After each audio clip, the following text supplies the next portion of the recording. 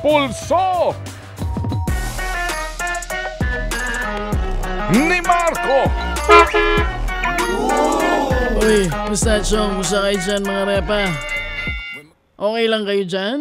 Mainit ang ulo nyo dyan sa mga Gcash na yan ha. Ay sa akin, walang nawala. Kasi wala din laman. Oo, mahirap talaga minsan yung mga ganyan-ganyang online eh. Ako sinusunod ko yung sinasabi nitong pare ko eh. Ganda na reaksyon dito. We pay people sa gobyerno. Lalo na itong mga pagkalalaki ng sweldo para lang ayusin ang mga sistemang ito to regulate all of this. Tapos, yun na yun. Okay, thank you. Okay, sige. Salamat. Ay, buti naman. Ay, akala ko hindi ko maitutuloy itong mga gusto kong sabihin. Pero ito nga may bagyo tayo. Hindi ba, no, mga kapatid? Itong si Bagyong Nika na mabuti na lang mga hindi masyadong naapektuhan po yung mga kapatid natin dyan. Walang casualty so far, base doon sa mga napag-usapan ng mga kausap dito ng aking repa kanina. Pero meron pa daw isang paparating na bagyo. Nakakakaba ang tropical storm na may Manny. Bakit kaya paboritong tahakin ng mga bagyo itong Pilipinas? Ay alam ko na. Siguro repa, paborito nila dahil dito sa Pilipinas, alam nilang tayo'y malaki ang pondo natin pagdating sa ayuda. Hindi ba? Alam mo na yan. Nito nga nakaraang weekend ay pinangunahan ng Pangulong Bongbong Marcos Jr. yung pamimigay ng 80 million cash assistance sa mga sinalanta ng Bagyong Marcel sa Cagayan. Ay po pwede ba sa susunod, kayong mga nagbabalita dyan, dapat ang sulat ninyo, President Marcos, namigay ng ayuda na galing sa kaban ng bayan. Hindi yung kumamigay siya ng pera ay parang pera niya at sa bulsa niya kinuha. Ay pera naman natin iyan. True. Nanggagalaiti tuloy yung mga DDS.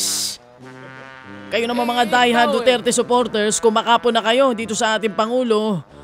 Na keso nagpapapogi, sa akin pwede na rin yung kanyang pagpapapogi, at least nandoon siya sa kung saan yung bagyo. Ay naalala mo dati may bagyo tapos hindi natin malaman kung nasa si President Digong, nowhere to be found. Speaking of President Digong, meron siyang pahayag repa nung isang araw. Ang sabi ni dating Pangulo, Inday, sumuko ka na. Yan ang sabi niya. Sumuko ka na Inday sa politika. Sabi yan ng Pangulong Rodrigo Duterte, ng dating Pangulo. Sabi niya, magnegosyo ka na lang daw Inday at mabuhay ka ng tahimik at mapayapa. Ikaw daw ay umalis na dyan sa politika. Bakit? Pero pwede ba, Madam VP, ako'y may pakiusap lamang sa iyo? Makiusap lang ang isang simpleng taong tulad ko ay kung susundin mo ang iyong amang si Tatay Diggs, pwede bang humarap ka muna sa Quadcom at ipaliwanag mo muna yung latest discovery ng mga mambabatas?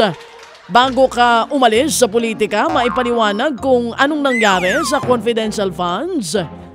Kita mo itong si Repa, hindi nga kilala kung sino si Mary Grace Piatos.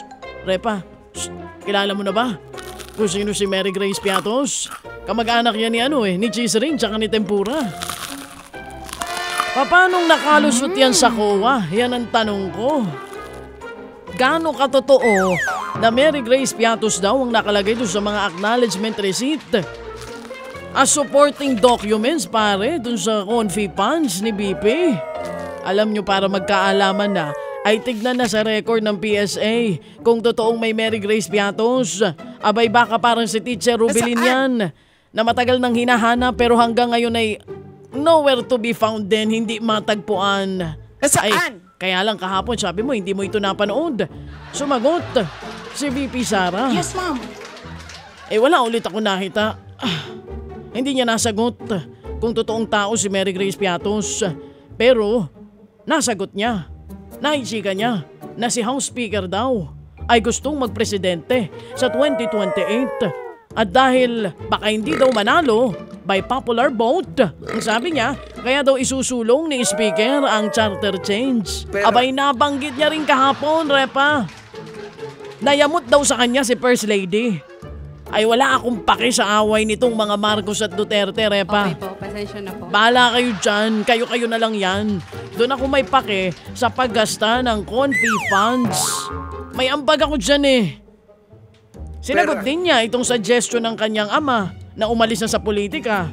Alam mo no sabi ni Inday, ang sabi niya, siya daw ay gusto na rin talaga niyang umalis.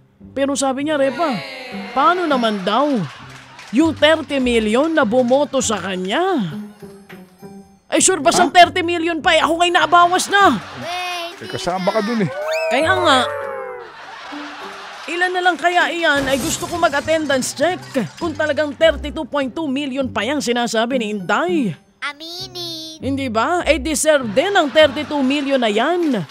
Na malaman kung paano nga nagastos itong confi funds. Ako isa na lang repa at ako aalis na. Nakita ko na si Lord dito. Ang may papayo ko lang sa iyo, VP, ay pumunta ka sa hearing at sagutin mo ang lahat ng tanong, punto por punto para matapos sa lahat ito. Kaya tama na yung pagpapavictim.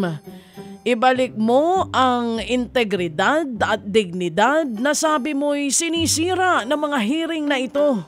Simple ang solusyon. Hindi preskon ang sagot, Inday.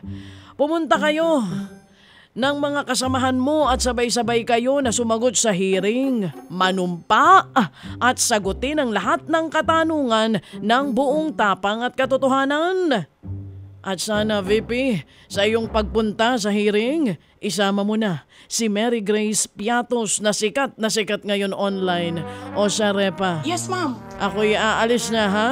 Sigurado ko nang gagalaiti ngayon parehong kampo. Ha? Yung mga DDS dyan at saka yung mga loyalista ni Marcos. Mainit parehong ulo nyo sa akin. O sige, hanapin nyo ako. Bye. Peace out.